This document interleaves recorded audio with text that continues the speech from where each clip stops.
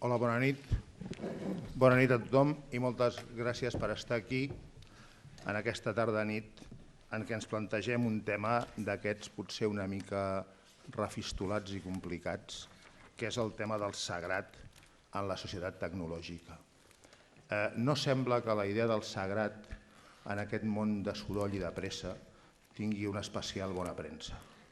La idea del sagrat potser està cada vegada més silenciada, potser s'ha convertit en una idea més estètica que ètica o religiosa i és un dels temes segurament més transcendents que es pot pensar, és un dels temes segurament més profuns que es pot pensar, però també és un tema contra el qual conspira aquesta pressa, aquesta velocitat, que és aquesta vida trafegada, que és la condició de la nostra postmodernitat. El silenci avui en dia és un luxe, el silenci avui en dia té una gran dificultat i els moments per estar sol amb un mateix, per fer allò de conversar con el hombre que siempre va conmigo, de Machado, conversar amb l'home que sempre va amb mi mateix, avui en dia és segurament molt difícil. És un tema inactual en el sentit de Nietzsche. Nietzsche parlava de qüestions inactuals perquè són les que ningú es vol plantejar, però que al final segurament determinen moltes coses. En aquest aspecte, el silenci, el sagrat i la relació entre el sagrat i la tècnica és un tema que té conseqüències, fins i tot conseqüències polítiques. Bé, moltes gràcies per estar aquí i em sembla que avui tenim una taula rodona important, una taula rodona de persones molt significatives. Tenim aquí el doctor Joan Carles Mèlich, que ha treballat molt el tema de l'educació, ha treballat molt el tema també de l'Holocaust i acaba de publicar un llibre que es diu La lectura com a pregària, que em sembla que és un llibre realment interessant de meditació. Tenim també el Jordi Pigem, el filòsof de l'ecologisme, em sembla més significatiu en aquests moments a Catalunya. Ha estat coordinador també de l'òpera Òmnia, dels primers volums de l'òpera Òmnia del Raymond Panikkar. Panikkar segurament és aquest personatge que hauríem d'haver llegit més del que l'hem llegit, que ha estat molt ben publicat per l'editorial Fragmenta, però que em sembla que encara no ha arribat a tenir una lectura de masses com mereixeria. Jordi Pigem té una llarga trajectòria com a ecologista, com a organitzador de grups ecologistes, com a pensador ecologista, va estar a Londres. Em sembla que segurament els seus llibres té un parell de llibres que acaben de sortir publicats a l'editorial Kairos, que em sembla que els he de recomanar obligatòriament. Però, a part d'això, em sembla que ell ens pot donar una visió interessant, sobretot integradora, perquè hi ha un problema segurament en l'ètica d'aquests últims anys, i això ho vull dir, a més perquè el Jordi Pigem, la seva família és del meu poble, per tant, ja que no parlem al meu poble, ja que no parlem a Pals, jo soc de l'Empordà, doncs ja que no parlem a l'Empordà, parlem a l'Ateneu. Jo tinc la sensació que en aquests últims anys l'ecologisme ens ha ensenyat una cosa molt important en ètica. L'ecologisme ens ha ensenyat que l'ètica no és una piràmide en la qual a dalt hi ha l'home, sinó que l'ètica té molt a veure amb una xarxa, i que l'home és un nus més i que el bé per l'home és inseparable del bé de la naturalesa. I això segurament ens dona una idea més panteista, o el que abans es deia panteista, que segurament ara s'hauria de replantejar, que em sembla que és una idea molt, molt interessant. Bé, llavors, ell ens parlarà també durant això, 8 o 10 minuts, sobre aquesta perspectiva ecològica del sagrat. I finalment tenim la professora Laura Llevadot, que potser la coneixeu perquè és la coordinadora d'aquest festival de filosofia que estem intentant fer últimament per donar més marxa, més massivitat a les idees filosòfiques, que es diu el Barcelona Pensa. Barcelona Pensa és un festival de filosofia que cada any intenta, des del municipi, des de l'Ajuntament, donar a conèixer qüestions de discussió filosòfica. La Laura ha treballat també molt Derrida, ha treballat també molt la postmodernitat, i segurament la postmodernitat és un gran moment de silencis. Segurament la postmodernitat és un gran moment de silencis. Llavors, bé, em sembla que amb aquests tres personatges, amb el Joan Carles Mèlich, Jordi Pigem i Llaura Llevadot, tenim segurament un tast d'aquesta generació de gent que esteu al voltant dels 40, una mica abans, una mica després, que sou la generació, diguéssim, destinada per pura cronologia a fer coses importants en els pròxims 4, 5, 10 anys. Són de la gent, em sembla, més significativa que hi ha en aquests moments, i temes com el silenci, la contemplació, la relació entre l'espai urbà i la transcendència, el cientificisme, si hi ha lloc per al misteri, quins llocs pel silenci, són temes que em penso que poden interessar a tots vosaltres. Jo no tinc, diguéssim, cap teoria especial sobre aquestes qüestions, però sí que em sembla que avui hem fet una taula d'aquestes que valen la pena.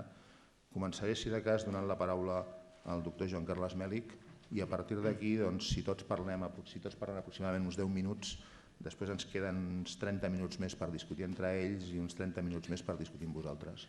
Si us sembla, doncs comencem. Joan Carles. Moltes gràcies, Ramon. Bé, moltes gràcies a l'Ateneu per haver-me convidat i per compartir aquesta tarda amb tots vostès i amb dos bons amics com el Jordi i la Laura.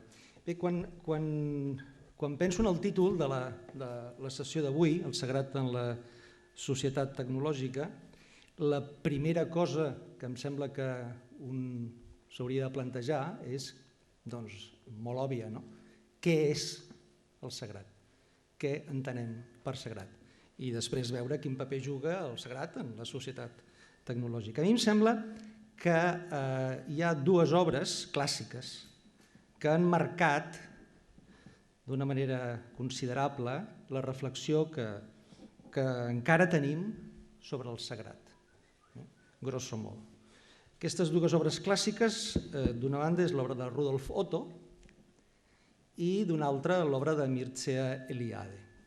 Per cert, l'obra de Rudolf Otto no la trobaran en castellà amb el títol del sagrat, cosa que crec que s'hauria d'haver traduït així, sinó com Lo Santo. I això té un problema, perquè després el sentit que jo li donaré a Lo Santo és un altre diferent del sagrat. Però en canvi en francès han traduït així, han traduït el sagrat, Das Heilige, el sagrat. En canvi, l'obra d'Eliade es titula, per cert que ha estat una gran traducció, una gran edició a Fragment Editorial, que els hi recomano, que es diu El sagrat i el profà. Jo crec que aquests dos pensadors són dos dels que més i millor han teoritzat i han marcat aquesta visió que tenim del sagrat. I sense allargar-me, sí que m'agradaria dir d'entrada que Mircea Eliade, al començament del seu llibre, defineix el sagrat d'una manera molt simple però alhora molt complexa. Ell diu que el sagrat és el contrari del profà. El sagrat és el contrari del profà, és el que s'oposa al profà. Més endavant dirà que són dues maneres de ser en el món i suggereix que vivim en una societat desacralitzada. Bé, ja diré que la meva posició aquí, com que no tinc gaire temps, seré bastant telegràfic, és contrària a aquest plantejament. Perquè per mi el contrari del sagrat no és el profà, sinó el sant. I per fonamentar això vaig a un dels filòsofs que més importants han estat per mi durant bastants anys, que és Emmanuel Levinas. Aquest filòsof lituà, jueu, que té una de les lectures talmúdiques titulada precisament així, del sagrat al sant. I és una idea aquesta, la idea d'aquesta de santedat de Levinas no només apareix a la lectura talmúdica, sinó que es pot anar seguint en diversos moments de la seva obra i penso que és prou interessant. Mirin, Levinas diu que el sagrat és molt proper a l'embruix, a la fatilleria, a la bruixeria, i que molt pitjor que el sagrat és la seva degeneració. Textualment diu: el sagrat és, en efecte, cito literalment, la penombra on floreix la bruixeria, sorcellerie, diu en francès, a la qual el judaïsme té horror. I més endavant, encara diu una altra frase que m'agradaria que penséssim tots plegats. Aquesta bruixeria, en castellà han traduït hechiceria. Hechiceria. Aquesta bruixeria és cosina carnal, si no germana, diu Levinas, si no germana, del sagrat. Des d'aquesta perspectiva, la tesi que jo vindria a defensar aquí, avui, és que no vivim en una societat desacralitzada, és a dir, que la societat tecnològica no és una societat desacralitzada, sinó tot el contrari. Vivim en una societat on la presència gairebé obscena del sagrat, i si vostès volen la seva degeneració, la seva fascinació, ens envolta a la vida quotidiana. Quines serien, de forma també molt telegràfica, algunes d'aquestes característiques del sagrat en la societat tecnològica? Del sagrat, o si vostès volen, d'aquesta degeneració del sagrat de la qual parla Levinas. Els hi cito algunes. Després, si cal, podem entrar-hi. Obediència, credulitat, recordin l'obra, per exemple, clàssica de Peter Berger, el sociòleg Peter Berger defensa que no vivim en una època d'incredulitat, sinó tot el contrari, una època de credulitat. Inqüestionabilitat, avui en dia ningú qüestiona el sistema, val a dir que per mi la tecnologia no és un instrument, és un sistema. És a dir, la tecnologia no és quelcom que nosaltres utilitzem, sinó el lloc on nosaltres vivim, la lògica del nostre pensament en la vida quotidiana. Negació de l'exterioritat, ningú pot situar-se fora del sistema i, per tant, imperi de la uniformitat, no hi ha singularitat, no hi ha alteritat en el sistema tecnològic. Fascinació per principis absoluts, quan es diu tot és relatiu, no, tot el contrari. No vivim en un món relativista. Tot el contrari, jo crec que vivim en un món fascinat per principis absoluts i la prova d'això són les dues paraules màgiques que ens envolten, almenys en el terreny de l'educació i en el terreny de la medicina també, com són la paraula deontologia. Mai com ara s'havia parlat tant de codis deontològics, que no tenen res a veure amb codis ètics, que són codis morals, i l'altra paraula, que com vostès només cal veure els mitjans de comunicació, és la paraula protocol. Avui en dia ja han complert el protocol, ja s'ha aplicat el protocol. Protocol, paraula màgica. Rituals d'exposició, pensin en les xarxes socials. Fetitxisme, ens envolten objectes màgics gairebé. Panoptisme, vivim clarament en una societat panòptica. Negació de l'ambigüitat, crec que no vivim en un món d'ombres, sinó tot el contrari, en un món de claredat i de distinció. I finalment, violència. Finalment, enorme violència, però una violència com la que ja va anunciar, per exemple, amb tots els canvis que calguin fer, Michel Foucault a Vigilar i castigar. Des d'aquesta perspectiva, per tant, com els deia al començament, el que és absent en la societat tecnològica no és el sagrat, sinó el sant. Ara bé, el sant no té res a veure ni amb anar a l'església ni amb una norma social. Això ho diu literalment Levinas, literalment. Sinó que la santedat té a veure en deixar passar l'altre primer. Vostè primer. Aquesta és la frase que podria sintetitzar aquesta santedat. La santedat és una relació completament desinteressada i gratuïta, una relació de donació i, per tant, una relació que no espera la recíproca. Si el sagrat, com diu Eliade, és ontològic, és a dir, s'ocupa del ser, o de l'ésser, del ser, el sant s'ocupa del ser-hi. I, per tant, l'objecte del sant no és la ontologia, sinó l'ètica. L'ètica, la santedat, és la no indiferència davant la mort de l'altre. És la possibilitat de morir per l'altre. I acabaré citant justament un text de Levinas que em sembla enormement interessant, un text que poden trobar en un llibre que es diu Entre nosaltres, un llibre que recull diversos textos i entrevistes. Fixin-se que Levinas és un autor jueu, però és molt interessant el que diu aquí, perquè això ens podria fer pensar que hi hauria religions del sagrat i religions del sant. Hi hauria dues maneres d'entendre la religió, des del sagrat o des de la santedat. I diu Levinas,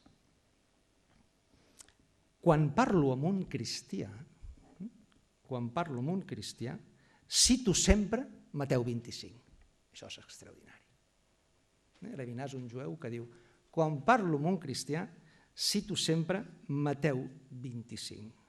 Aquí es presenta la relació amb Déu com relació amb l'altre. Recordin, Mateu 25 és el moment en què el dia del judici final Déu posa a la dreta i a l'esquerra, van a cel i a l'infern, i llavors diu, vosaltres anireu a l'infern, per què anireu a l'infern? Perquè vaig tenir gana, no em veu donar de menjar, vaig tenir set, no em veu donar de beure, estava nu i no em vareu vestir, i aleshores els que van a l'infern li diuen, Senyor, però quan va passar això? I ell contesta, quan ho veu fer amb un dels vostres germans, en viu ho vareu fer. I Levinas cita aquest text, Mateu 25. La relació amb Déu com la relació amb l'altre.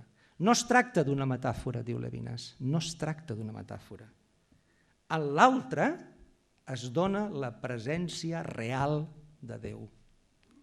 En la meva relació amb els altres escolto la paraula de Déu. I repeteix, no és una metàfora, és literalment veritable. No dic, segueix dient Levinas, no dic que l'altre sigui Déu, sinó que en el seu rostre escolto la paraula de Déu.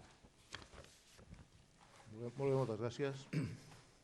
Bé, doncs, ara irem amb el Jordi Pigem, això amb uns 8 o 10 minuts.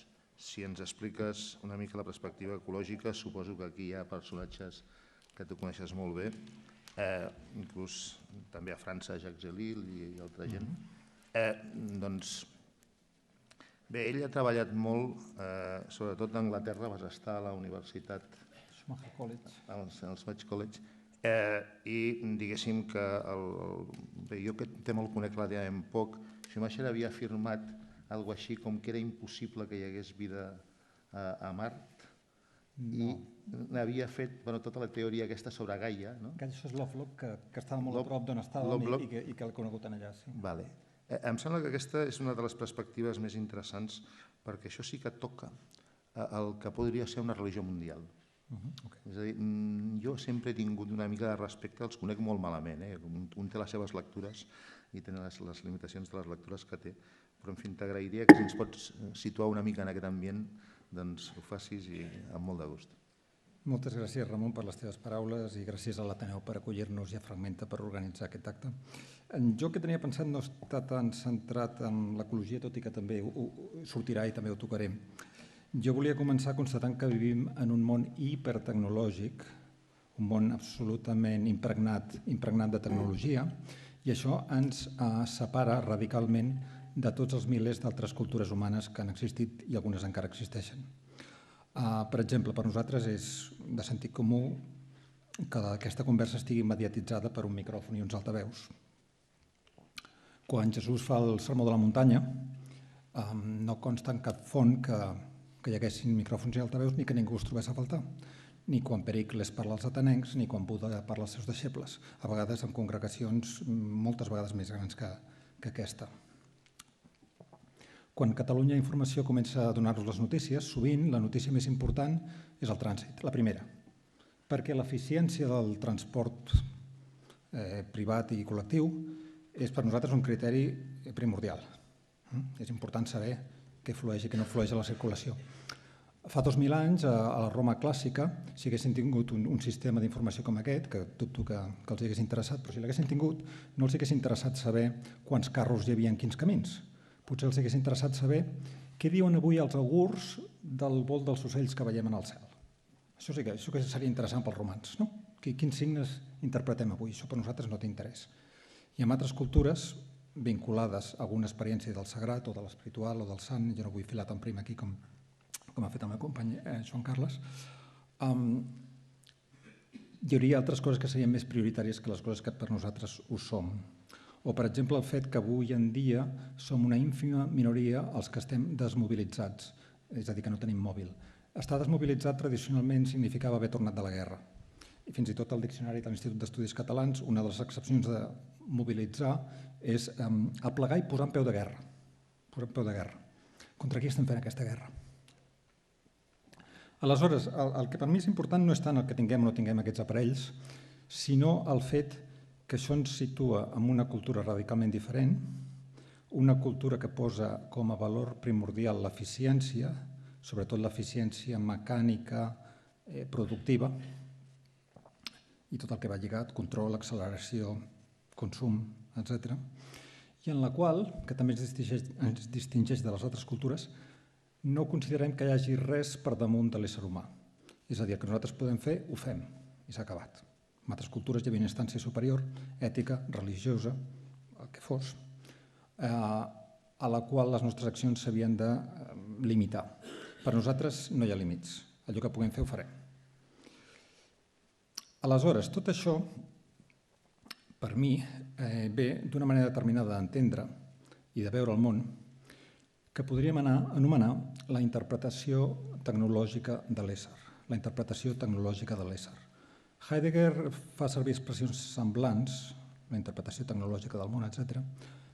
Hubert Dreyfus, que és un filòsof nord-americà ja molt gran, que ha treballat molt Heidegger i Foucault i altres autors europeus, parla molt de technological understanding of being, i per mi el que és essencial de la tecnologia no és tant els aparells i les joguines, perquè molts d'ells són bàsicament joguines, maneres d'entretenir-nos, maneres d'evitar allò que deia Pascal, que seria tan important que poguéssim estar 15 minuts en silenci amb nosaltres mateixos. Avui aquesta possibilitat d'estar 15 minuts en silenci amb nosaltres mateixos es veu assaltada contínuament per tuits i mòbils i ràdios i coses, molts dels quals són molt útils i molt valuosos. Però la capacitat de l'ésser humà d'estar en si mateix, que abans ho fèiem tots quan anàvem en tren o en metro, planteges alguna cosa sobre la teva vida, sentir la teva vida, sentir la teva respiració al teu cor. Això avui en dia no, estem mirant què ha passat, què ha enviat, què ha dit, etc. Doncs bé, aquesta interpretació tecnològica de l'ésser comença a treure al cap al segle XIII amb la invenció del rellotge mecànic, que per Louis Mumford, historiador de la tecnologia, és la invenció clau del món modern, el rellotge mecànic. Per què? Perquè el rellotge mecànic ens allunya dels ritmes naturals, diguem-ne, del cosmos, sortida i posta de sol, els ritmes del nostre cos, i ens porta a una concepció del temps abstracta i mecànica. Abans de la invenció del rellotge mecànic, la manera que hi havia de dividir el dia en hores era agafar el període entre la sortida i la posta de sol i dividir-lo en 12. I el mateix amb la nit. De manera que les hores dels dies d'estiu eren molt més llargues que les hores dels dies d'hivern. I les hores de les nits d'hivern eren més llargues que les hores de les nits d'estiu. De manera que si aquesta conversa l'haguéssim tingut fa 1000 anys, no ens haguéssim convocat a les 7, sinó a les 5.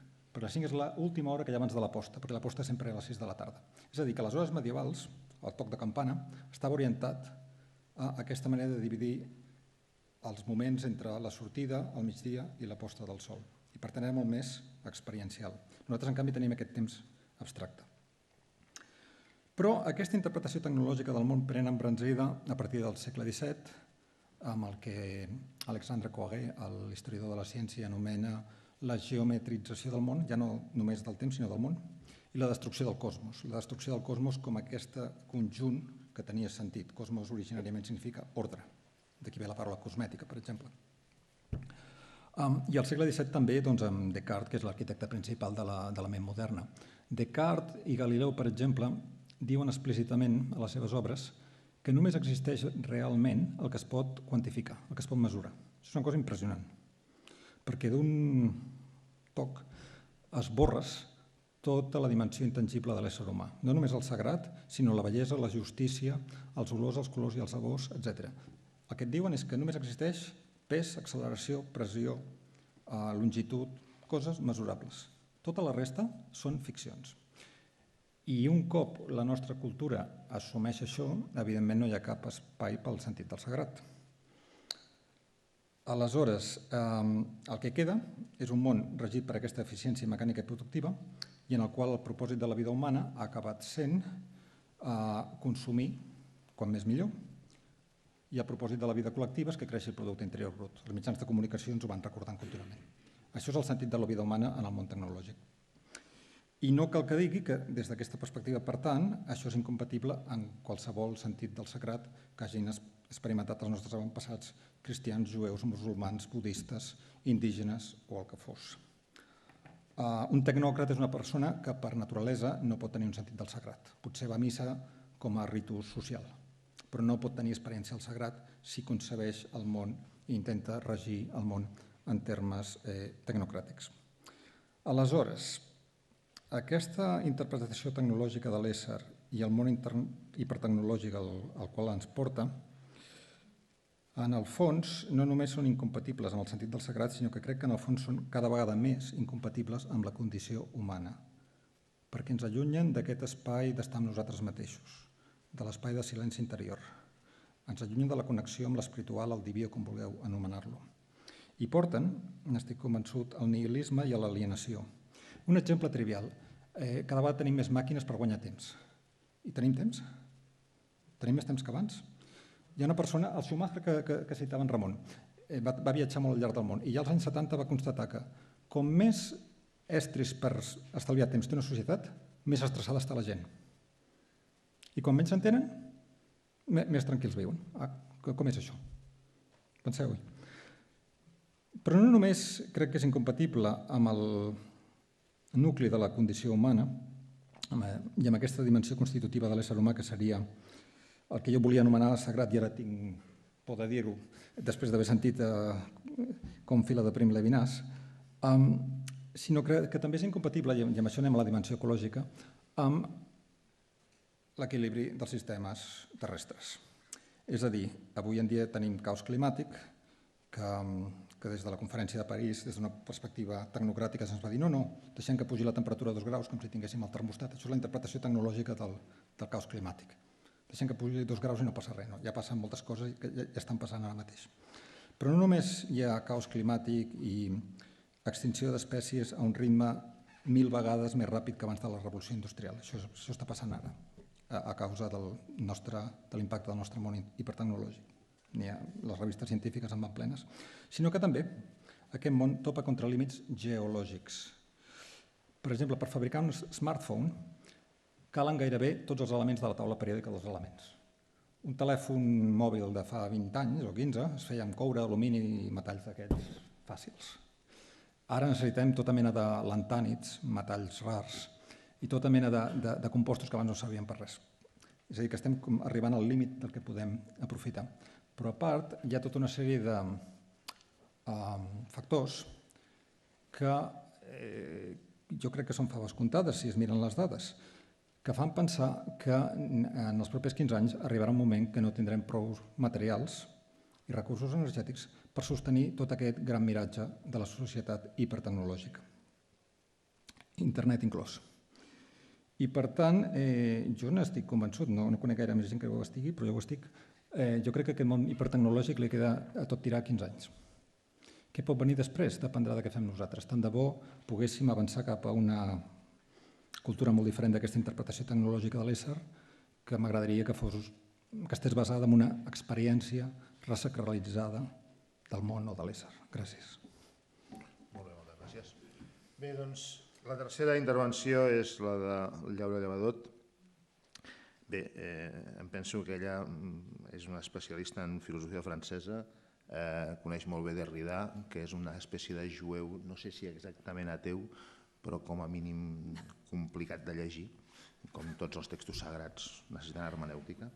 Llavors, en principi, amb la intervenció de la Laura tancaríem un primer, diguéssim, grup d'intervencions, després discutirem entre nosaltres tres i després obrim.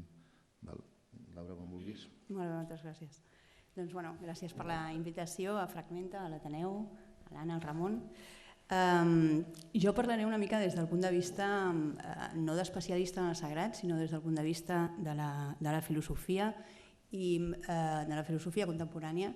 I a mi el que sempre m'agrada dir és que la filosofia no serveix per prendre partit ni tampoc serveix per argumentar sobre el partit pres.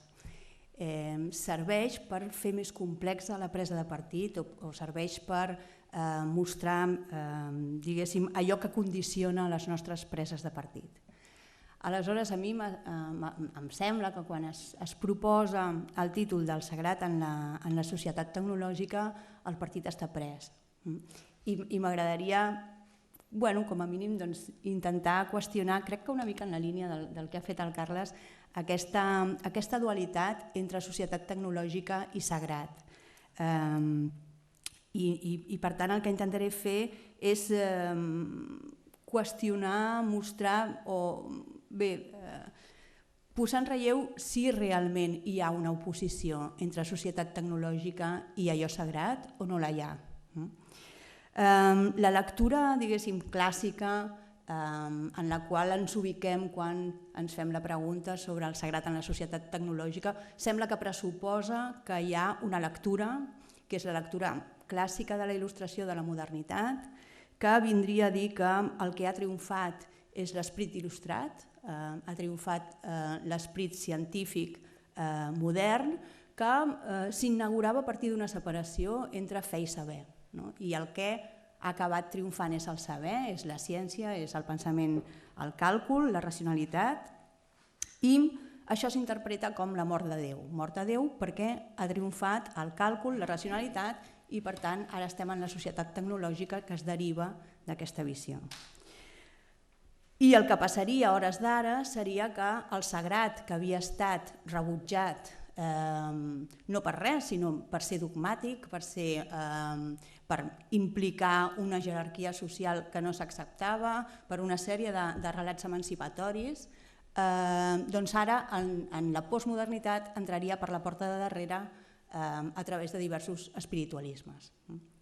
Això seria una lectura clàssica que es podria fer des de molts punts de vista, des d'un punt de vista marxista, des d'un punt de vista científic, des de molts llocs o inclús des d'un punt de vista espiritualista.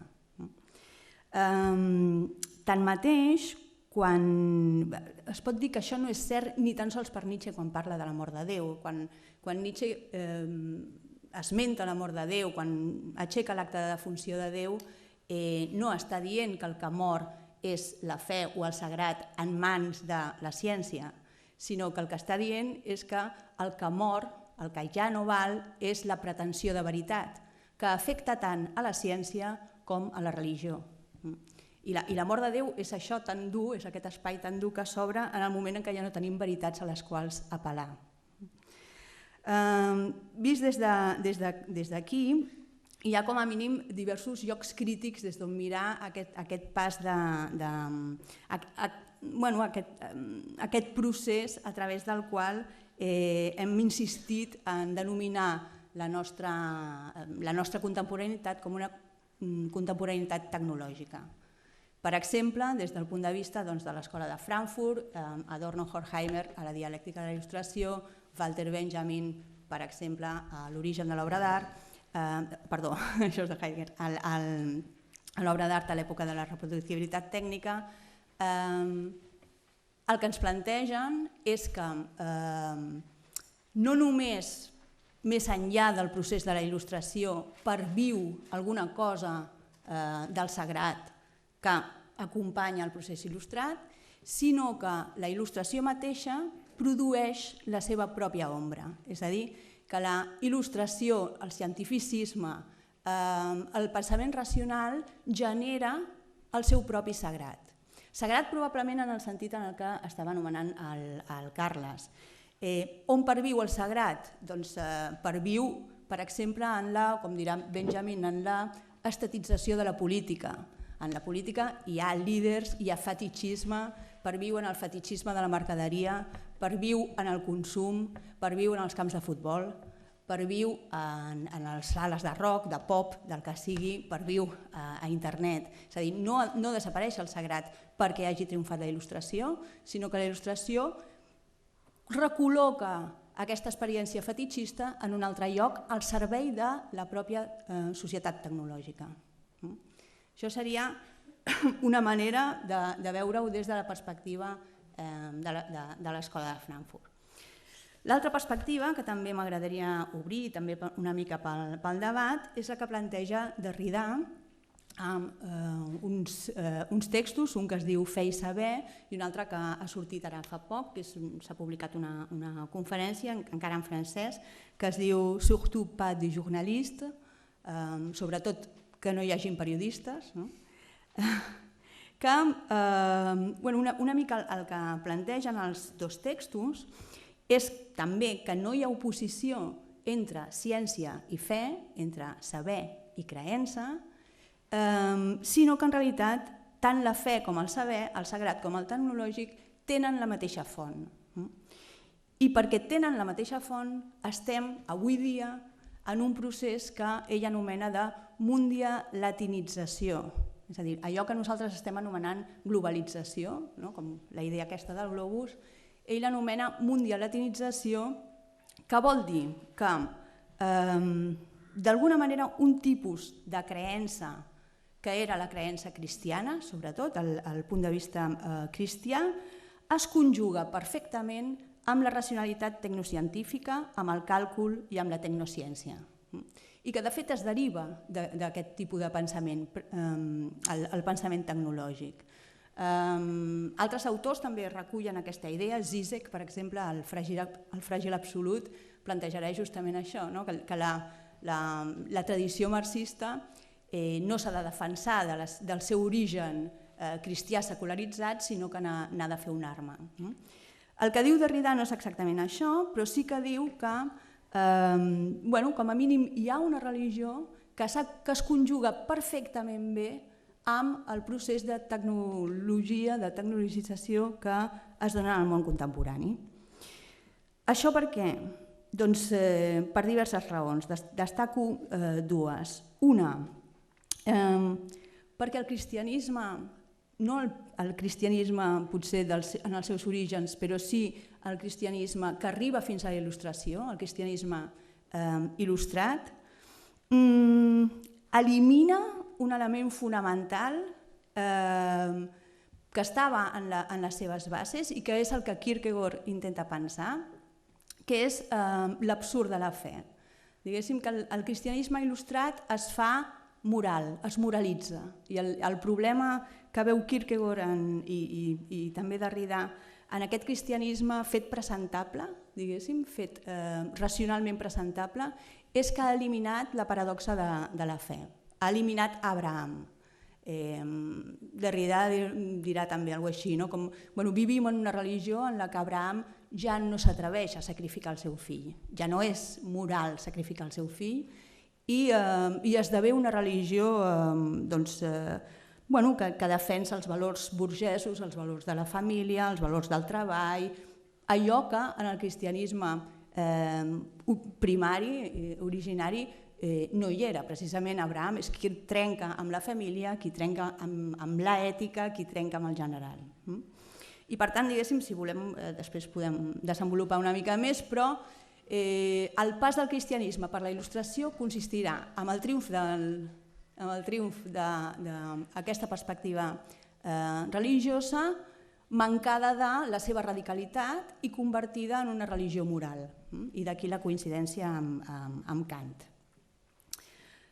I d'altra banda, diguéssim, això és un dels aspectes que destaca Derrida a Fer saber, i el que destaca a Surtout pas de journaliste és la idea de que, a diferència del judaïsme o l'islam, que serien religions de l'escriptura i per tant de la traça i per tant del comentari infinit i per tant de la no presència, en el cristianisme hi hauria, en virtut de l'encarnació, en virtut de la idea de l'encarnació, un desig de presència, un mite de la presència realitzada.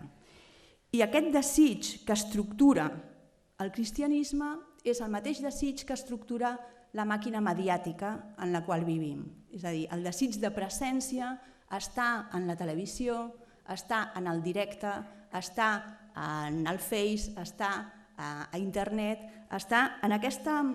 Hi ha una mena com de coincidència entre aquesta societat tecnològica que busca la presència immediata constantment i aquest pensament d'origen cristià. Per tant, hi hauria una coincidència entre l'Aufklärung, entre la fenomenalitat de l'Aufklärung, entre la il·lustració, llum, claredat, presència, etc., visibilitat, espai públic, i la comunió, la presència, allò real, l'eucaristia, etc., que també està en el pensament cristià. De manera que això fa possible que les misses es televisiïn, per exemple, que als Estats Units tu posis la televisió i puguis estar veient una missa, una eucaristia, etc., una sèrie de rituals on la presència mediàtica és absoluta, o això fa possible que el papa es mundialitzi, vagi pel món i sigui captat per totes les televisions i hi hagi tot un màrqueting mediàtic al voltant. De manera que, des d'aquest punt de vista, diguéssim, no estaríem, també com deia el Carles, jo crec, en una societat desacralitzada, sinó justament en una societat que ha portat l'universalisme cristià i una certa sacralització fins al seu paroxisme a través d'això que Derrida anomena la mundialatinització i a través també d'allò que l'Escola de Frankfurt anomenarà el fetitxisme de la mercaderia. Fins aquí i després, si voleu, continuem. Molt bé, moltes gràcies. Bé, doncs hem fet, diguéssim, una primera ronda. Suposo que ara hi ha preguntes, dubtes, dificultats. Jo abusaré del fet d'estar per aquí presentant una mica aquest acte per preguntar-vos a tots tres una cosa. On queda la institució? On queda la institució? És a dir, hem arribat a un moment de religiositat a la carta, hem arribat a un moment de fe privada sense expressió col·lectiva, hem arribat a un moment en què cadascú es munta el seu supermercat espiritual i va comprar 250 grams de budisme, 150 grams de luteranisme i no sé què més. Això per una banda, no? I per altra banda, on queda la capacitat de les antigues religions per establir comunitat? És a dir, les religions tenien una cosa que era molt important. I ara ja sé que estic adoptant, diguéssim, la pregunta o la posició de l'extrema dreta, però ho faig amb tota la mala llet. Les religions tenien una cosa que era molt important, institucionalitzaven. Per exemple, donaven festes, organitzaven calendaris col·lectius. I ja s'ha acabat això. És a dir, a veure, els que hem viscut, diguéssim, ja una certa edat, ja portem una mica, hem vist desaparèixer festes tradicionals com les castanyades i convertir-les en Halloweens. Hem vist com Setmana Santa s'ha convertit en les vacances de primavera. Setmana Santa, clar, era molt dura, hi havia un home que s'havia mort, hi havia sang, no? Ara no, ara hi ha vacances. No sé, una cosa... Potser no som capaços ja de resistir una cosa d'aquestes, no? Inclús em sembla de mala educació. Llavors, el plantejament... Jo voldria preguntar, el sagrat en la societat tecnològica i el sagrat en la societat institucionalitzada. És a dir, abans el sagrat d'alguna manera donava cos. Evidentment això, a partir de la Revolució Francesa, ja no és possible, ni tampoc seria potser desitjable, però aquesta idea de que la comunitat té alguna cosa de sagrada, inclús la república en la tradició filosòfica francesa té alguna cosa de sagrada, recupera el sagrat des d'un punt de vista civil, a mi em preocupa una cosa com les religions a la carta, que és el que intueixo que hi pot haver en algunes d'aquestes afirmacions, perquè sense viure comunitàriament aquesta relació humana penso que s'empobreix molt la cosa. Jo voldria preguntar-vos això, institucionalització, què en fem? Evidentment no estic defensant diguéssim que les esglésies decideixin sobre la vida civil, però sí que estic pensant si les esglésies s'han convertit en pures excuses per temporades turístiques. I això em semblaria preocupant, em semblaria molt degradant. No sé, si algú... Si vols jo mateix. Un problema aquí és que quan parles d'institució aquí estem molt acostumats amb el que ha esdevingut l'Església Catòlica. Sí, això és evident. Quan l'experiència del sagrat o de l'espiritualitat en molts altres llocs no ha tingut aquesta institucionalització, per exemple, a l'hinduisme, al món de l'hinduisme, bàsicament cada petita comunitat, cada municipi, que diríem aquí, tenia la seva forma d'espiritualitat amb els seus déus. I no hi havia una cosa global que fos l'hinduisme. I les persones que esdevenien mestres, gurú, que aquí ha agafat una connotació pejorativa, diferent, ho eren per aclamació popular, perquè sentien parlar algú i deien, ostres, aquesta persona sí que m'aclareix les coses. Vinga, no és que algú els nomenés. De manera que la veritable espiritualitat pot funcionar perfectament sense una institucionalització jeràrquica, que és allò que, a partir de la il·lustració, i amb molt encert, molts de nosaltres hem rebutjat. Pel que fa a l'espiritualitat a la carta, si és molt a la carta, a mi em sembla que no funciona. És a dir, si agafes 100 grams i 100 grams i 100 grams, no combinen. Jo bàsicament combino dues tradicions. I combinar aquestes dues, budisme i cristianisme. A mi me funciona. Però me funciona, i no ho dic en un sentit així fàcil. O sigui, llegint els textos, si és possible amb les llengües originals, etc. Fora de la nostra òrbita de visió està renaixent molt fortament a les comunitats religioses, budistes, a Europa i a Àsia, al Tibet mateix. Cristianes, sobretot a l'Europa oriental. Hi ha 500 ermitans vivint al sud de França. I una noia que ha començat a viure com a ermitana a Montserrat. Això està recomençant i respon a una espiritualitat genuïna. I ara que dic espiritualitat genuïna, no puc evitar el comentari que en altres circumstàncies no em tocaria dir-ho, però aquí sí que em toca. I és que quan sentia Derrida, Zizek, l'Escola de Frankfurt, que la vaig llegir molt en el seu moment, Foucault, etc. Bé, aquests autors, llegint-los, a mi em sembla evident que no tenen cap experiència del sagrat. No tenen cap experiència genuïna d'espiritualitat. Viuen en un món sense un sentit ulterior. Per tant, que aquests autors ens diguin que hi ha una confluència entre cristianisme i tecnologia, doncs en tots els aspectes, escolti'm, no, això no sé si vostè sap de què està parlant. I això s'ha de dir. Evidentment que el cristianisme, com totes les coses, viu en un medi tècnic i per tant està afectat pel medi tècnic, com està tot, com està el futbol i com està l'art, no es faltaria. Però us podria citar mitja dotzena de filòsofs cristians potents que clarament s'han oposat a l'imperi de la tecnologia. Romano Guardini, Jacques Ellul, tenim el millor expert català en Ellul en aquesta sala, Ivan Illich, Raymond Pànica... Suposo que es pot dir el nom, l'Albert Florença, està bé. I entre els vius, un canadenc i nord-americà, Charles Taylor i Albert Borman. Totes aquestes persones són genuïnament cristianes i genuïnament veuen un gran problema en la nostra societat desacralitzada i hipertecnològica.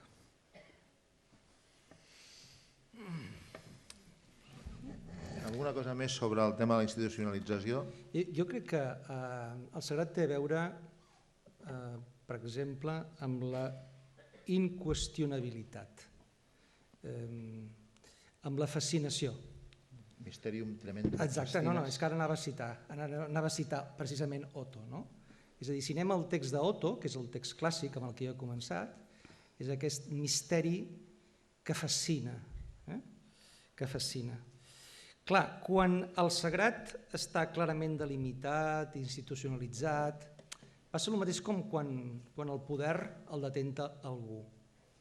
És a dir, mentre el poder el detenta algú que se'l pot decapitar, home, pot ser fotut, però a mi no em preocuparia massa. És a dir, mentre se'l pugui decapitar, mentre el podem passar per la guillotina, mentre Mussolini el puguem penjar peus en l'aire i afusellar-lo, podem estar tranquils. Estic provocant una mica, però ja m'entenen, no? El problema és quan el poder, molt abans de Foucault, Kafka ho descriu perfectament, és anònim i omnipresent. És a dir, quan el poder el té el castell i a clam ningú l'ha vist. Jo només conec un autor que explica què vol dir clam en la novel·la de Kafka, que és Milan Kundera. Kafka, que sabia txec, que entenia el txec, Kundera diu, per què es diu clam el gran funcionari del castell? Doncs perquè clam en txec significa miratge. I Kafka, com a bon jueu, no posa els noms per casualitat. Per tant, el poder és anònim i omnipresent. El mateix passa amb el sagrat, és a dir, quan el sagrat està dins dels límits de la institució, doncs algú pot oposar-se a aquest sagrat i podem fer un enfrontament amb el sagrat. Què és el que passa en el sagrat a la societat tecnològica? Doncs que és anònim i omnipresent, està per tot arreu. Està massa present, està obscenament present.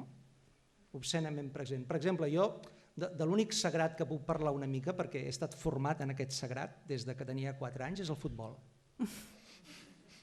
Futbol. Futbol seria, i els hi parlo ara no com a algú que es dedica a la filosofia, sinó com a algú que viu la vida quotidiana. El sagrat del món del futbol. O sigui, realment el futbol és molt més seriós del que la gent es pensa. És a dir, cuidado, a nivell polític, o sigui, quan jo tenia 10 anys en el camp del Barça no era anar a veure un partit de futbol. No era anar a veure un partit de futbol, era molt més. Quan jo en tenia 15 i que en tenia 16, vull dir, la meva adolescència va estar marcada profundament per una oposició amb 15, 16 anys, 17 anys, 20 anys, però que es feia al camp del Barça. Aleshores, però no només per això, sinó per tot aquest món sacralitzat, per exemple, el món de l'esport i en concret el món del futbol. Per tant, jo diria, a mi el que em preocupa és aquest sagrat que està obsessiva i obscenament present en la nostra vida quotidiana i que no en som conscients. El Jordi deia que hi ha molt poca gent que no tingui mòbil, no? Molt poca gent que no tingui mòbil. Però encara hi ha gent que no en té. Encara hi ha gent que no en té. Jo encara conec gent que no té televisió. No conec ningú que no tingui correu electrònic. És més, si jo decidís no tenir correu electrònic no podria treballar on treballo. No podria treballar on treballo. No podria. Si ara jo dic demà he decidit no utilitzar correu electrònic i me'n vaig aquí a la plaça Catalunya a tocar la guitarra aquí al Triangle, aquí baix, i perquè ja s'ha acabat. Vull dir, no puc treballar. I esclar, això és més seriós del que sembla, perquè quan jo sento dir que la tecnologia és un mitjà que es pot utilitzar, és un instrument, la tecnologia és com un ganivet que pot servir per matar o pot servir per salvar una vida. No, la tecnologia no és un instrument. La tecnologia és un logos. La tecnologia és una forma de vida, és una gramàtica, és una forma de vida. Per exemple, que té els seus propis valors. No hi ha tecnologia lenta. La tecnologia implica la velocitat. Facin la prova. Vagin a qualsevol casa informàtica, arribin allà i diguin, buenas, vinc a buscar un ordinador, aquí té els ordinadors, sí, però miri, jo en vull un que vagi lent, sap vostè? Perquè el que tinc va molt ràpid, oi? I a mi, doncs miri, m'agrada internet i també quan et truquen, escolti, vull una cosa lenta, perquè jo que no fumo, però a mi m'agrada, si fumés, sentar-me davant de l'ordinador i veure, encendre un cigarro, preparar-me un cafè i anar veient com es va carregant la pàgina a poc, gaudeixo. Aquell tio em diria, aquest tio està sombat, no? No, la tecnologia implica velocitat.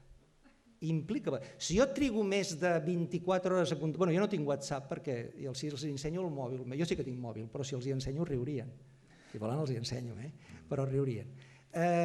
Només puc trucar per telèfon i enviar SMS, no tinc ni internet ni res.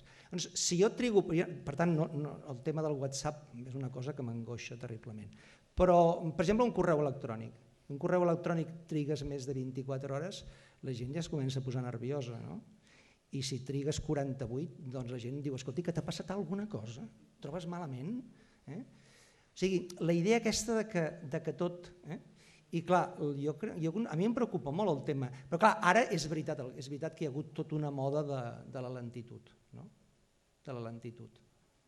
I jo no soc un defensor de la lentitud, soc un defensor del temps adequat, que és una altra cosa. El temps adequat. El kairos, en definitiva, el kairos, el temps oportú, i aquest seria un altre tema.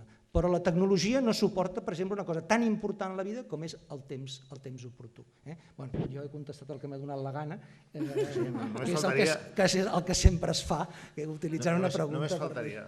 El que un vol. Doncs vinga, em toca a mi dir-ho que em doni la gana també. Sí. Només faltaria.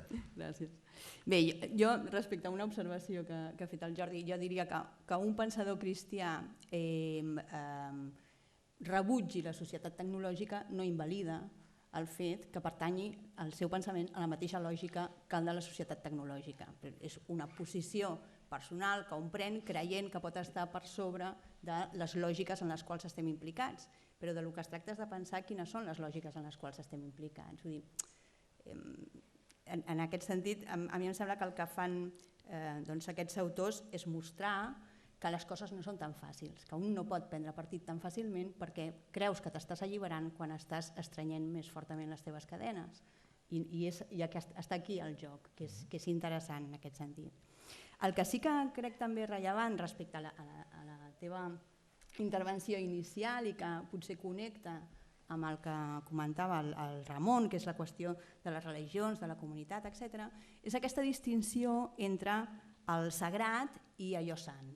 Que amb terminologia de Derrida, perquè allò sant és un terme difícil d'utilitzar en segons quins contextos, però un podria parlar d'una diferència entre allò sagrat, que seria aquest element que genera comunitat, precisament aquest element fetichitzant que ens fa sentir a tots pertanyent a la mateixa comunitat, que ens fa sortir de nosaltres mateixos, que ens fa ser una comunitat religiosa, etc., i que té a veure amb aquesta adoració fetichitzant. I un altre element que és l'element de la creença, que la creença té a veure amb aquesta relació amb l'altre, una mica el que tu plantejaves de Levinas, amb el vincle amb l'altre, amb l'element fiduciari que hi ha en tota relació amb l'altre, amb entendre que la meva relació amb l'altre només ho és en la mesura en què respecto a l'altre com a altre i no en la mesura en què el sotmeto a mi mateix. Però més que una posició, diguéssim, potser és que això es dona alhora. Alhora estem en una societat en la qual hi ha elements fetichitzants i comunitaris, molt comunitaristes. L'única cosa és que no passen ja per l'Església, potser passen per altre tipus d'institucions, però això funciona, està clar que funciona, o funciona en altres religions, o potser el rebuig, no sé com dir-li ja el nom, però jihadista, islamista, etc., envers la societat occidental, té molt a veure amb aquesta reivindicació d'allò sagrat, d'allò comunitari, davant de la societat anomenada tecnocientífica. I hi ha una revenja davant d'aquesta mundialatinització perquè s'interpreta com una cristianització. Ells sí que ho tenen clar, que això va junt el colonialisme, l'imperialisme, la tecnociència amb la religió cristiana. I sí que han llegit això. I amb el laïcisme, que és un efecte d'aquesta mateixa perspectiva. És a dir, però no ha desaparegut aquest element està més present que mai. Jo amb això estaria d'acord amb el que comentàveu. No sé si hi ha alguna pregunta. Jo sí voldria fer-vos una pregunta. El futur de les religions oficials és acabar convertint-se en ONGs? Pregunto, això ho va dir John Stuart Mill en el segle XIX. Diu, al pas que anem... ONGs? ONGs no n'hi havia al segle XIX. No, algo així. Sí, home, hi havia la societat aquella per acabar amb l'esclavisme, hi havia... És a dir, la meva pregunta és, cada vegada que veiem, per exemple, campanyes de l'Església Catòlica, que encara és l'església, diguéssim, oficial en aquest país, o oficiosa, encara que siguem un país aconfessional, però no sé què, ens trobem amb el tema d'una espècie de conversió de la religió. Les religions oficials tendeixen a copiar les ONGs, o almenys és la sensació que jo tinc. I em comença a semblar molt perillós. Em comença a semblar molt perillós perdre la idea de sagrat, perquè es considera com una cosa, no sé, excessiva, mística, massa bèstia, massa brutal, crema massa, no sé, pregunto. Ramon, és que a mi el que em sembla perillós no és perdre la idea de sagrat, sinó tot el contrari, no perdre-la. No, però a veure... Jo el que defenso justament és acabar amb el sagrat d'una vegada. És a dir, a mi el sagrat em sembla terrible, a mi el sagrat m'esglaia. A més ho tinc escrit així, el sagrat m'esglaia. És a dir, penso que el gran problema del nostre temps, repeteixo, és la tesi que he volgut defensar aquí, és justament una presència obscena del sagrat. El sagrat és la legitimació del mal. El sagrat és la legitimació. Hi ha un moment donat, a Levinas, que cita un autor que, per exemple, en filosofia jo diria que s'ha estudiat molt poc, que a mi Levinas el cita, amb una obra que ara ja podem llegir en català o en castellà, una obra monumental, que és Wassily Grossman, Vida i destí. Vida i destí. Una obra monumental. I Levinas la cita. Doncs el senyor Wassily Grossman, al llarg de tota la novel·la, una novel·la que té 600 o 700 pàgines, estableix una distinció per mi fonamental, que és la distinció entre el bé i la bondat. I la seva tesi és que tots els camps de concentració s'han construït en nom del bé. I el gran problema és justament on queda la bondat. El bé és un principi metafísic, o ontològic, si vostès volen. La bondat és una resposta ètica. Aleshores, jo diria que hi ha religions del sagrat i religions del sant. Religions del bé i religions de la bondat. Religions que en nom de Déu, és a dir, en nom d'un principi incontestable, un principi absolut, legitimen qualsevol pràctica totalitària. Aleshores, entenent això per sagrat, que no dic que tu ho entenguis, però entenent això per sagrat, jo crec que aquest és el gran tema del nostre temps. El nostre temps no és un tema, està clar que Déu no ha mort. Està clar que Déu no ha mort, per això estic completament d'acord amb el que deia la Laura. No oblidem el que diu. És a dir, quan pensem en la teoria de la mort pensem en el paràgraf 125 de la Gaia Ciència, de Nietzsche. I aleshores, Déu ha mort, l'individu que baixa amb la llinterna, busco a Déu, i és tan impressionant la imatge que sovint oblidem el que Nietzsche diu immediatament a continuació. I la frase que Nietzsche diu a continuació, després d'haver dit nosaltres l'hem mort, etc., diu, i ara podrem viure sense déus? Diu Nietzsche, o n'haurem d'inventar de nous? A mi és aquesta la idea que em preocupa. I jo crec que n'hem inventat de nous. Precisament perquè l'ésser humà, continuant amb Nietzsche, és un ésser feble que necessita principis absoluts que el portin pel bon camí, que necessita fars en les nits de tempesta. I aleshores això és el que dona la societat tecnològica. L'ésser humà necessita respostes. Jo crec que hi ha religions de la pregunta i religions de la resposta. Aleshores jo estic per les religions de la pregunta i per les respostes provisionals. A mi el que em preocupa són les respostes definitives. Jo voldria matisar que aquest ús de sagrat que tu fas, seguint Levinas, etc., no és l'ús habitual que trobaríem en els diccionaris ni de sagrat, ni de heilige, ni de sacred. I és un ús molt interessant. I és molt interessant fer aquesta distinció entre sagrat i sant. Però, tornant a la pregunta del Ramon, que aleshores amb el teu llenguatge l'hauríem de reformular si hi ha vincle entre les ONGs i el sant, no el sagrat, perquè jo crec que tu apuntaves a aquesta cosa, no? Sí. I que jo també he utilitzat sagrat com a dimensió constitutiva de l'ésser humà, no necessàriament lligada a res dogmàtic o absolut, diguem-ne sant. Doncs respecte a la pregunta del Ramon i les ONGs, un fet que potser tenim molt clar és que les ONGs en un món sense cap tipus de valors últims i en el qual prima l'acceleració i el pragmatisme s'han convertit en un dels pocs llocs on queda ètica. O sigui, la immensa majoria de les ONGs responen a una crida ètica per salvar els boscos o els refugiats o els infants o el que sigui. Hi ha una ètica. I aleshores no és estrany que un món on l'ètica es desplaça cap a les ONGs, les religions que sovint han perdut o han deixat de fer el seu mandat de propulsar una ètica, se vagin acostant cap aquí, no? I quedin reduïdes a això. Tot i que, més enllà de l'ètica, una religió en el bon sentit de la paraula, en el sentit de Chaussani, religió de la pregunta, etc., ens hauria de donar un sentit global de l'existència, un sentit de per què estem aquí en el món, un sentit de quin és el propòsit de la teva vida. No dictat des de fora i tu l'has de seguir, sinó convidar-te a trobar-lo llegint textos espirituals com els que publica Fragmenta, de tota mena de tradicions d'arreu del món. No sé si... Bé, no, jo diria que, de fet, que el pas que estem indicant cap a les ONGs, si és com l'últim reducte del sagrat o de l'Usana, etc., en realitat és el pas de la religió cap a l'ètica i que en realitat el que ens estem plantejant són qüestions d'ètica. Ara bé, l'ètica té un element fiduciari, diguéssim, hi ha un element que té a veure amb la creença amb l'altre, perquè si no la cosa no funciona, no és una deontologia, no hi ha uns principis, unes regles que apliquem a cada cas, sinó que hi ha d'haver-hi algun tipus d'interpel·lació de l'altre envers un i de resposta d'un envers l'altre que té a veure amb creure que l'altre t'està demanant alguna cosa de veritat i que tu respons de veritat. Per tant, aquest seria l'element religiós que estaria disposada a acceptar en aquesta ètica que planteges, separada del fetitxisme d'allò sagrat i de la resposta o del sentit donat, perquè si no sóc jo qui em plantejo la pregunta, d'on ve aquesta pregunta? Hi ha algú que me la planteja? Algú em dirà el sentit?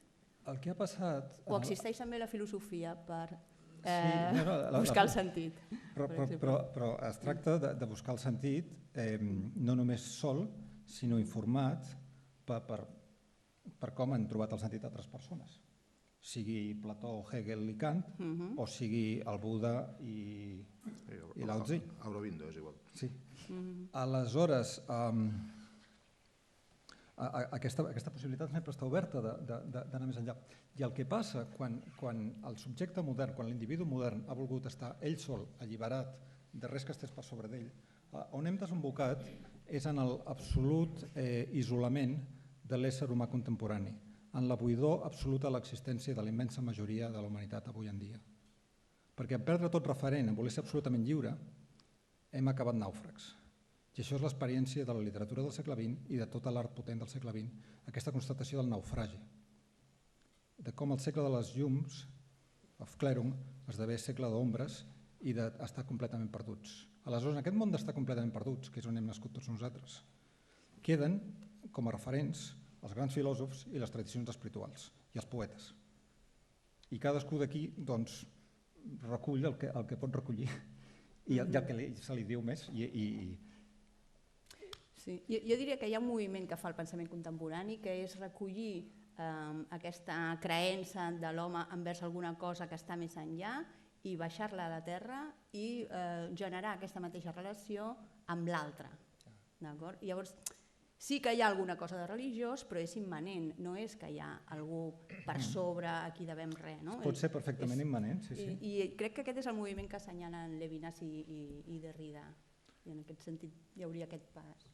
Bé, estem volant molt alt, estem volant molt alt, estem dient coses que Déu-n'hi-do. Això s'ha de... Ens queda un quart i el respectable públic té les seves preguntes. Si us sembla, comencem. Per favor, no ens feu una contraconferència perquè això seria molt complicat. Feu-nos preguntes. Gràcies. Escolti, si us plau, si portar... Ui, mare Déu, com s'acopla això. Georgina, si us plau, si li podeu portar el micro al senyor, perquè això s'està gravant i després ho podreu sentir a YouTube. Si no sentim la pregunta, doncs seria complicat poder entendre la resposta.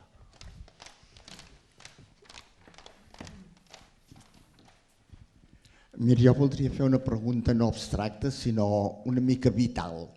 O sigui, jo en el món tecnològic que estem vivint, quan la tecnologia va explicant o el ser humà o el món on vivim, quan ha acabat d'explicar-ho, jo em quedo encara amb una certa insatisfacció que puc fer alguna pregunta filosòfica afegida.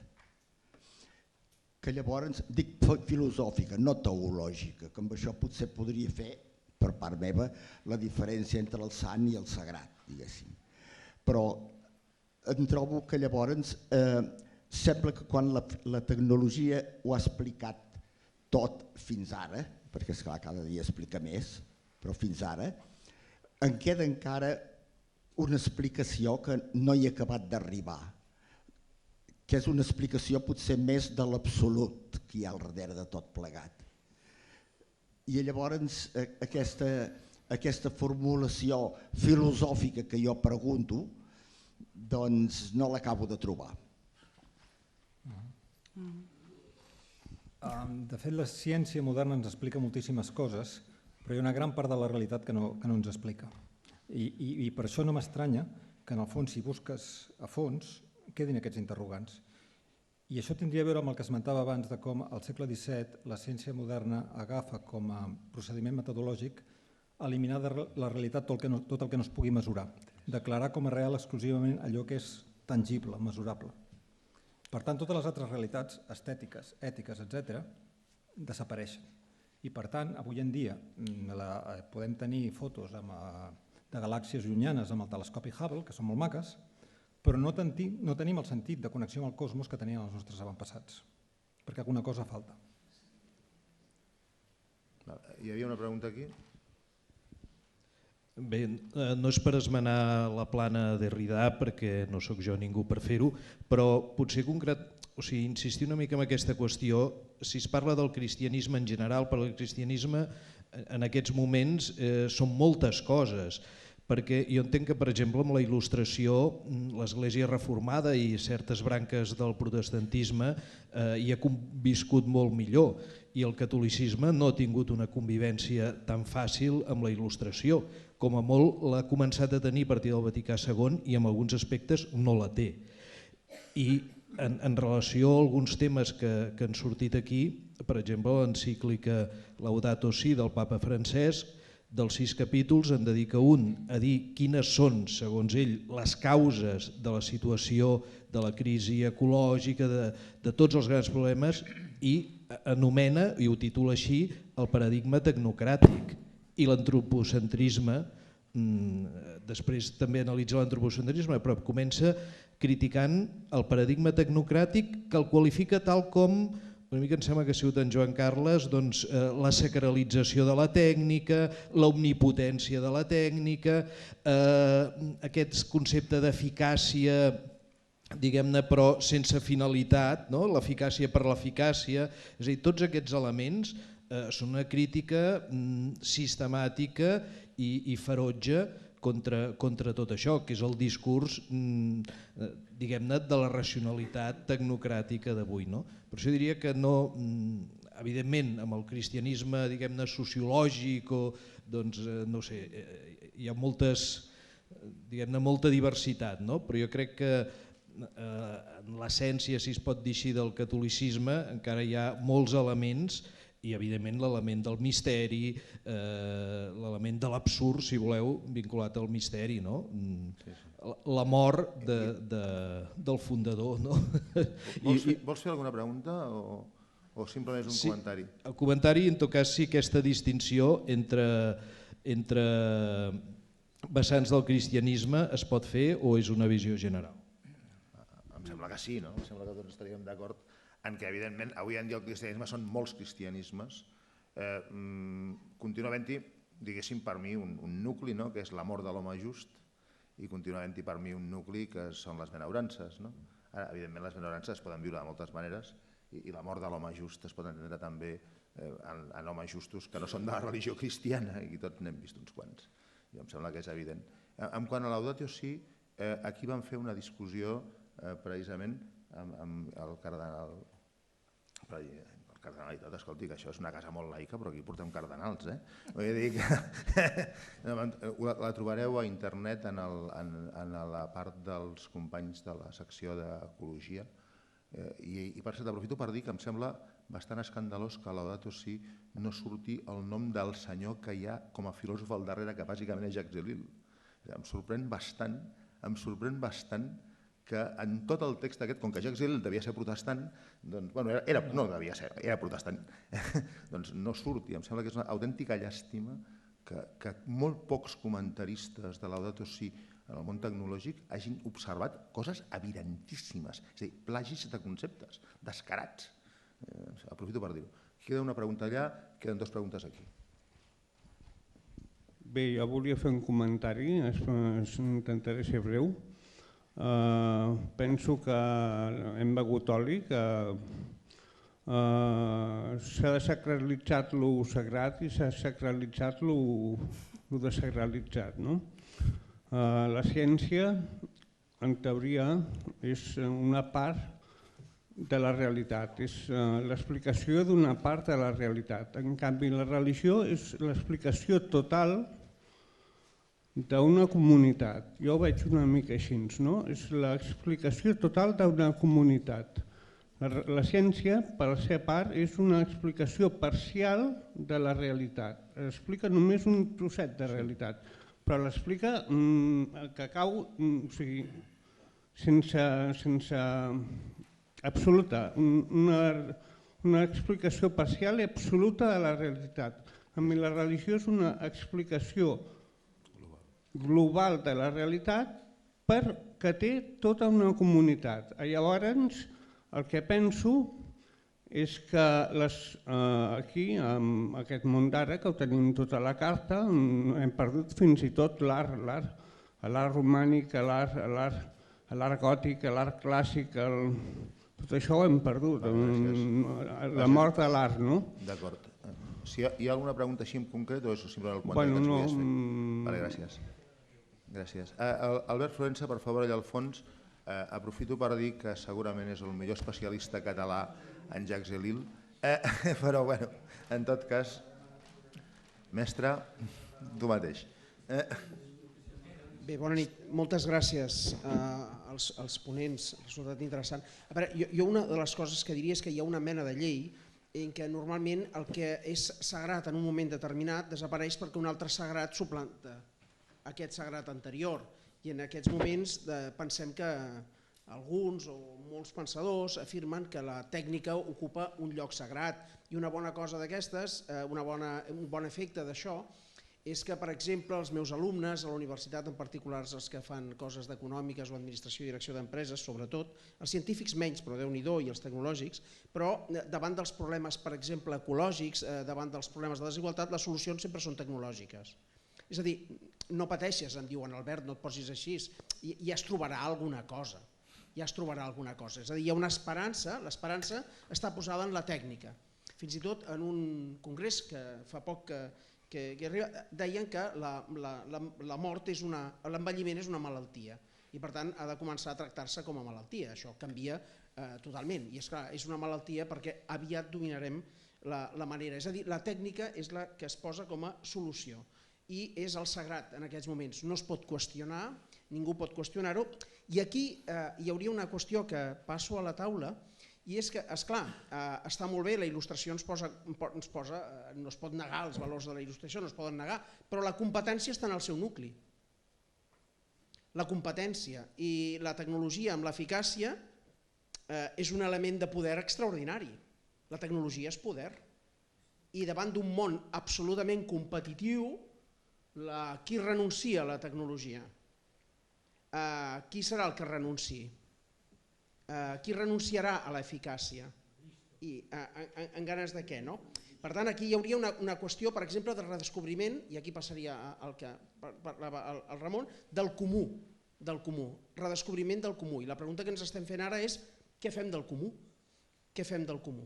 I sembla que la tecnologia no ajuda massa. I acabo amb una qüestió última, i és que el perill, jo crec, és que hi ha una tecnificació d'allò espiritual. És a dir, fins i tot allò espiritual s'està adequant al mitjà tècnic.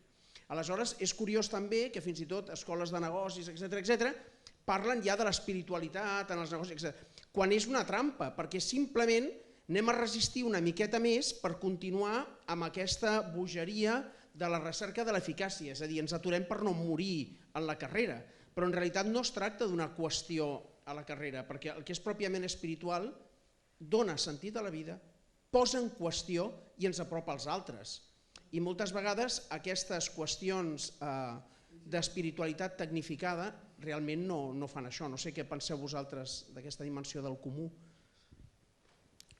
Perdoni, jo aquesta vull fer observacions curtes. Pot fer alguna observació curta o no? Sí, home. No. Sí? És que és molt difícil. A veure, les coses complexes demanen complexitat, no? Intentar simplificar. No, jo només voldria, si m'ho permeten. Vostè parlava de la presència del sistema. Un moment, sisplau, perquè si no ho gravem, això després... És molt curt el que haig de dir. Parla de la presència. La presència en la tecnologia basada en la ciència és presència humana. La presència que pretenen les religions és presència divina. Per tant, veig que això no lliga. I l'altra cosa també és, sobre la tecnologia pretén per sobre de tot trobar solucions, no explicacions. Per tant, és un món en què anem avançant buscant solucions. Ho hauríem d'entendre, això. Ja està. Gràcies. A veure, no sé si algú vol contestar. A veure, és la vella pregunta dels fins i els mitjans, no? És la vella qüestió de les finalitats i els mitjans, no? És a dir, la ciència seria una finalitat o seria un mitjà? Va buscar solucions des del principi del món. Però són solucions mediatitzades per un èmfasi en l'eficiència, en la competitivitat, en el control, etc. No són solucions basades en la bellesa, en la justícia, en el respecte als altres éssers d'aquest planeta, etc. Bé, ens queda exactament 3 minuts per acabar. No sé si quedava alguna pregunta, quedava una pregunta allà i em sembla que haurem de tancar perquè, doncs, no sé, 2 preguntes. És que tenim el compromís amb la casa i... Seré molt breu. Aniré una mica a fer mal, encara que no és la intenció. Has parlat de que hi havia una veritable espiritualitat, Jordi. M'agradaria preguntar-te què és aquesta veritable espiritualitat. I la part que va fer mal, és genuïna l'espiritualitat d'un integrista que mata per aquesta espiritualitat, ja sigui un jihadista o ja sigui un cristià templari que va salvar Jerusalem dels musulmans, és igual la religió. A veure, el Corà deixa molt clar que el que fan els autors d'aquests atemptats no tenen res d'espiritual. Jihad significa esforç i la veritable jihad és esforçar-te per ser una millor persona. El que veiem en els mitjans de comunicació és el resultat de milers de factors, inclosos interessos creats de persones que no són precisament islàmiques.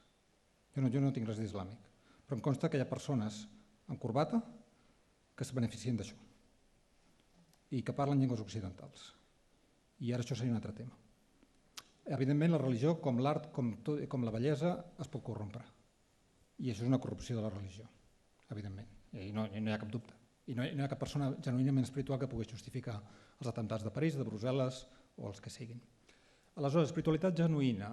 Per espiritualitat genuïna entenc allò que fa que els pobles indígenes, els desenes de milers de pobles indígenes que hi ha hagut a la Terra, la major part dels quals han estat exterminats per l'impacte de la civilització occidental, sentien, quan miraven la Terra, i els altres éssers amb els que convivien. Entenc el que tu sents quan sents la veu del teu cor, quan mires els ulls d'un infant, quan veus una posta de sol.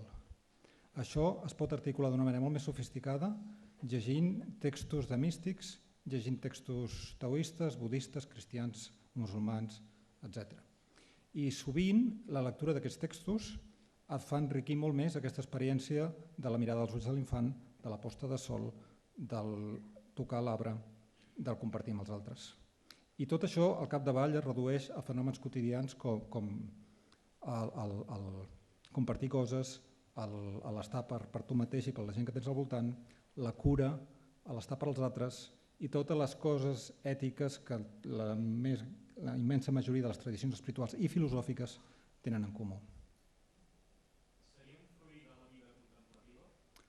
Pot tenir una dimensió contemplativa i sovint la té, però pot tenir també una dimensió activa, com la tenia en el cas de Gandhi, en el cas de Teresa de Calcuta, i hi ha molta gent, moltes persones que es dediquen a ajudar els desvalguts. Pot ser contemplativa, pot ser devocional, pot ser activa.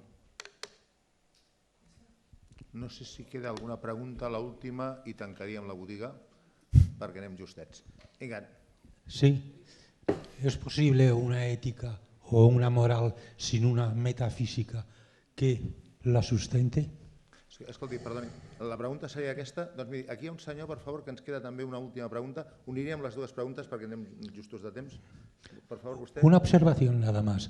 Todo lo que ha dicho usted, 1, 2 y 3, el tercero, da la casualidad de que lo estoy leyendo todos estos días.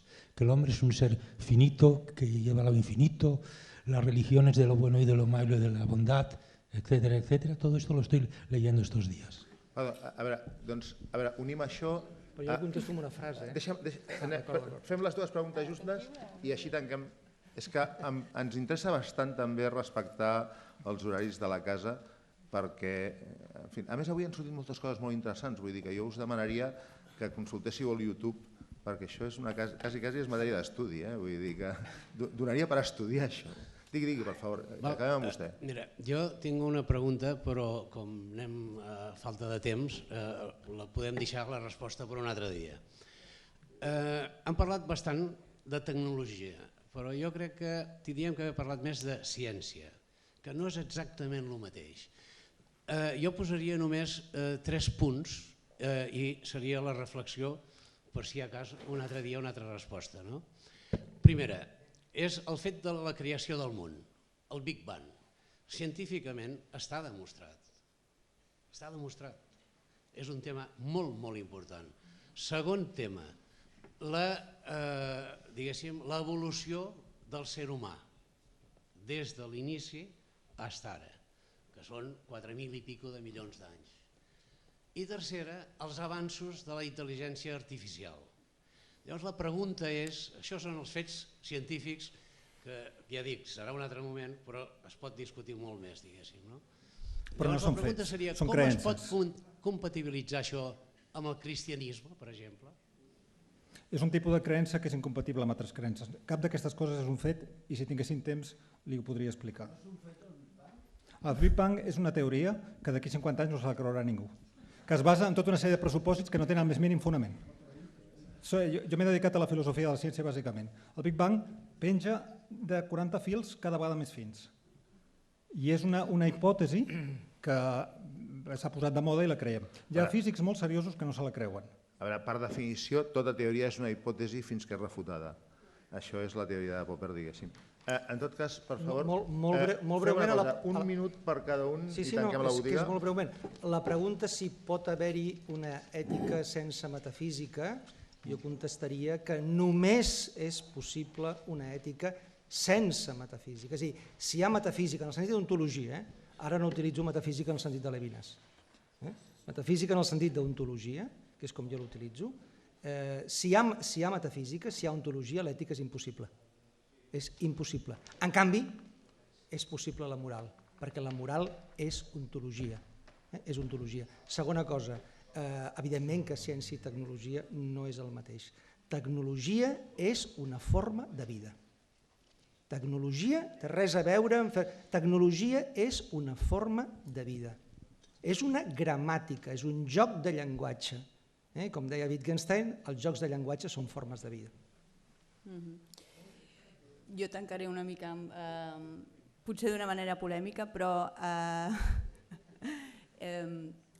si un va a la religió buscant explicacions, està anant des d'una perspectiva racional a la religió, està anant des de la perspectiva científica, que és la que explica les coses. Jo acceptaria que algú anés a la religió buscant experiències, però no explicacions. I per tant, aquí a mi em sembla que això justament demostra que estem en el mateix espai de joc quan ens fem aquest tipus de preguntes. I pel que fa de la pregunta de l'ètica i la metafísica, atès que metafísica i ontologia ja les hem anatomitzades i de fet em sembla molt bé, el que sí diria és que una ètica autèntica sí que requereix la constatació de que l'ésser humà no està per sobre de totes les coses, la constatació de que hi ha altres tipus de dimensions de la realitat.